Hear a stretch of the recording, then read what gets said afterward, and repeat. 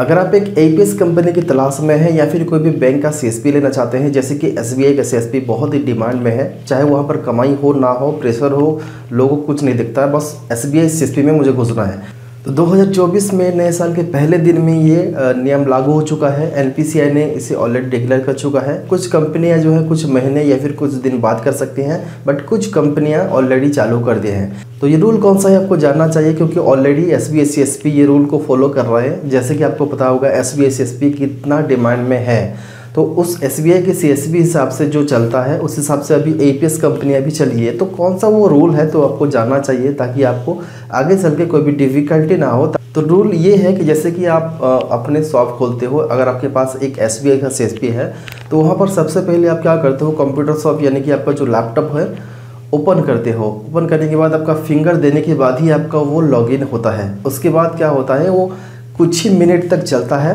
या फिर अगर आप वहाँ पर कुछ ट्रांजेक्शन नहीं करेंगे कुछ टाइम तक, आधा घंटे तक, 15 मिनट, 45 मिनट तक, तो वो ऑफ हो जाता है, लॉग आउट हो जाता है। उसके बाद आपको फिर से फिंगर देना पड़ता है। बट ये सिस्टम एपीएस में नहीं है। कुछ ही एपीएस सिस्टम में ये लागू है, जो कि सिर्फ और सिर्फ वहाँ पर ओटीपी लगता है, किसी में ओटीपी भी नहीं लगता।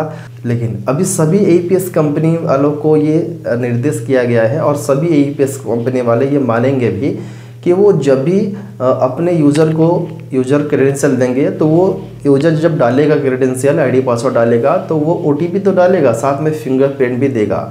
उसके बाद जैसे काम करते हैं, काम करते करते करते करते अगर आपका लॉग आउट हो जाएगा, आधे एक घंटे बाद फिर से आपको वहाँ पर देना होगा। इवन यहाँ पर देखा गया है सीएससी में भी कि एक बार आप लॉगिन कर देंगे तो आपको वहाँ बार बार फिंगरप्रिंट देने की ज़रूरत नहीं होता एजेंट का। बट अभी कुछ लोगों का कहना है, कुछ सीएससी वाले मेरे को मैसेज किए थे कि ये 2-3 घंटे में एक बार मेरे को यहाँ पर फिंगरप्रिंट कैप्चर करने के लिए बोल रहा है।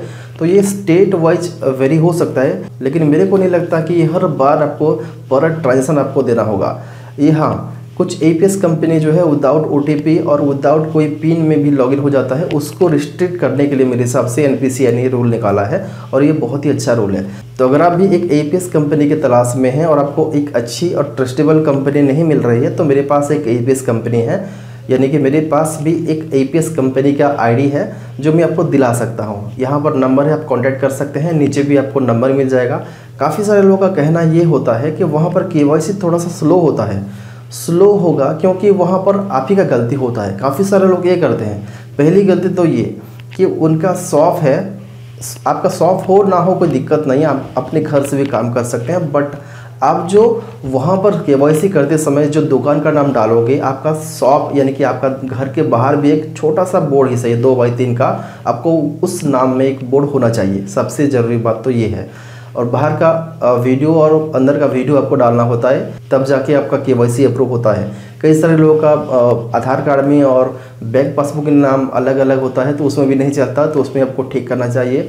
और कई होता है कि जैसे कि आज आपने केवाईसी अप्रूव कर देने के लिए आप रिक्वेस्ट डाले हैं, आज मान लीजिए सैटरडे है तो संडे भी ऑफ हो जाएगा, मंडे ट्यूसडे आपका वेडनेसडे को आपको केवाईसी अप्रूव होगा। तो इस तरीके से काम होता है। अगर आपको लेना है तो यहाँ पर नीचे कमेंट कर सकते हैं, नहीं तो यहाँ पर आप कॉल या फिर व्हाट्सएप करके भी हमसे आईडी ले सकते हैं।